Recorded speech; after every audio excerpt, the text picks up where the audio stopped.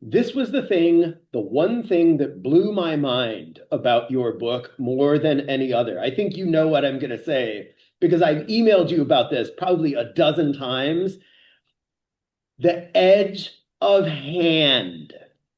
And I'll let me set this up for the audience. I had always been interested in Fairbairn's materials, and I would go back every couple years and look at them. And I had this understanding or misunderstanding that Fairbairn intended you to use the edge of hand like this.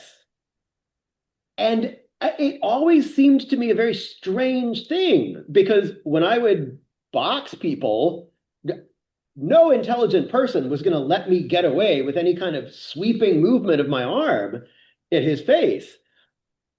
And your book, I think it contained one sentence, something like, this is intended for an opponent who is next to you or behind you.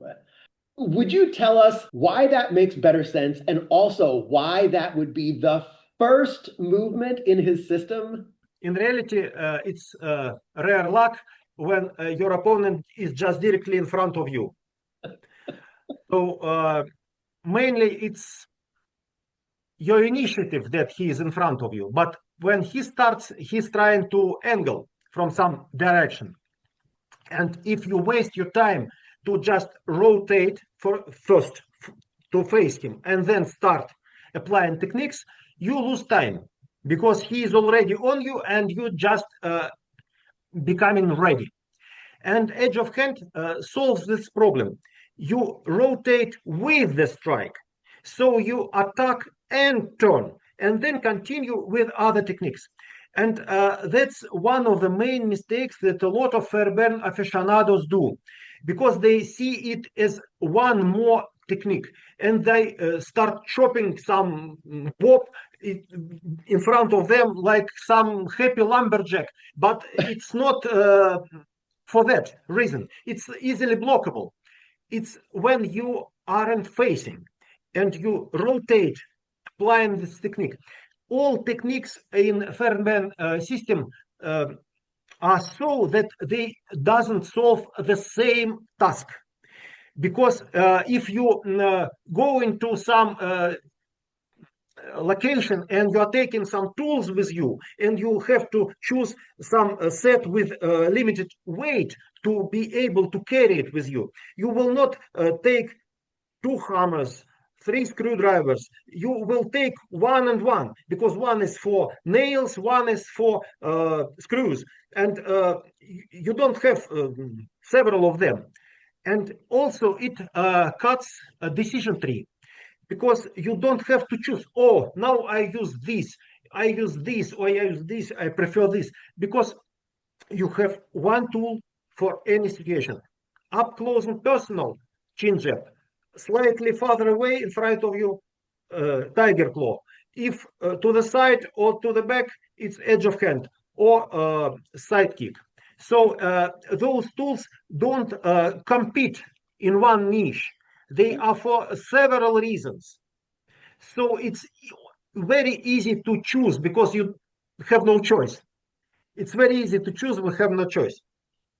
I This makes my intellectual systematizer's heart sing every time I think about it. And when I first read your book, it reminded me of handgun training, where people that I know who are competitive shooters or law enforcement shooters don't, they train exactly one way to engage a target who's in front of them.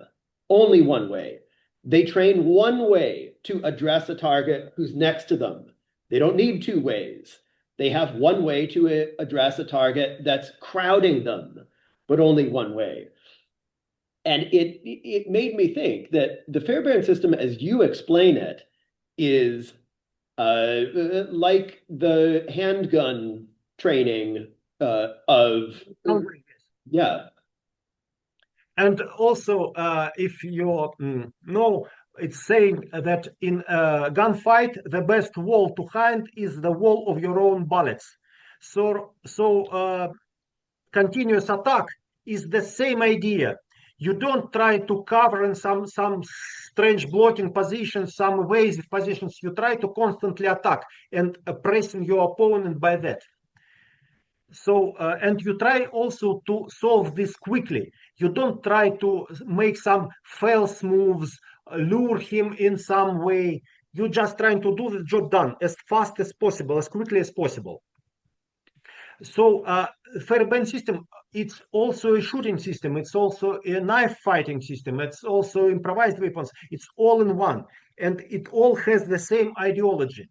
The same approach to techniques, the same approach to selection of them, and so on. You gave me the very same epiphany about the sidekick. I had been trying to return the sidekick to my arsenal as a useful lead weapon. And I found that, at least with my old body and my kind of creaky joints, it was just ridiculously slow for me to attempt to pick up my front leg, I know we can't see this, and address it to somebody who is in front of me, and then extend the leg, but also try to keep my balance and also not over rotate and end up getting my back taken.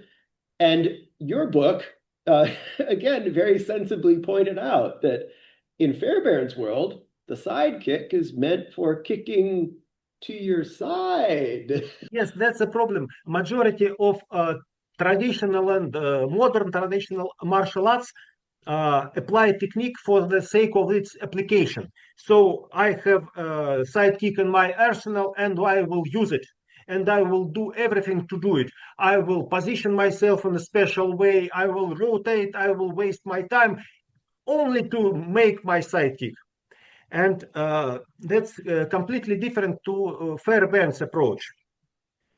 He tries to show that techniques must be used when there is place for them, not creating place for them to be used.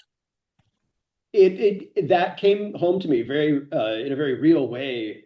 Shortly after you and I had that discussion, I was pumping gas in my car in one of those terrible spaces that we're all in, where you're kind of crowded between the gas pump in front of you and the car behind you.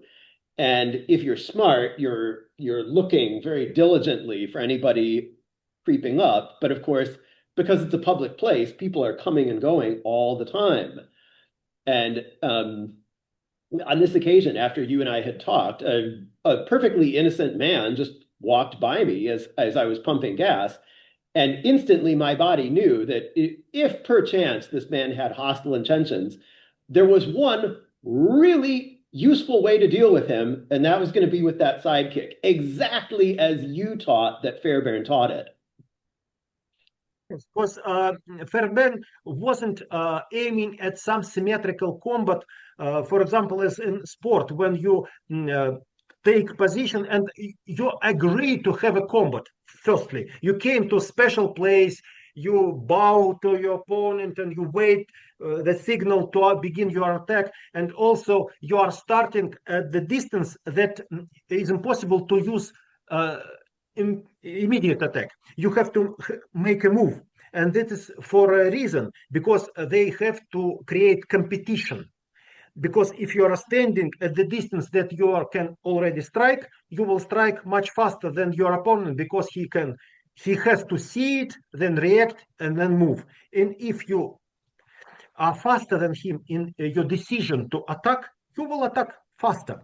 So in sports, they distance sportsmen far enough, so they have to have a move and then to attack.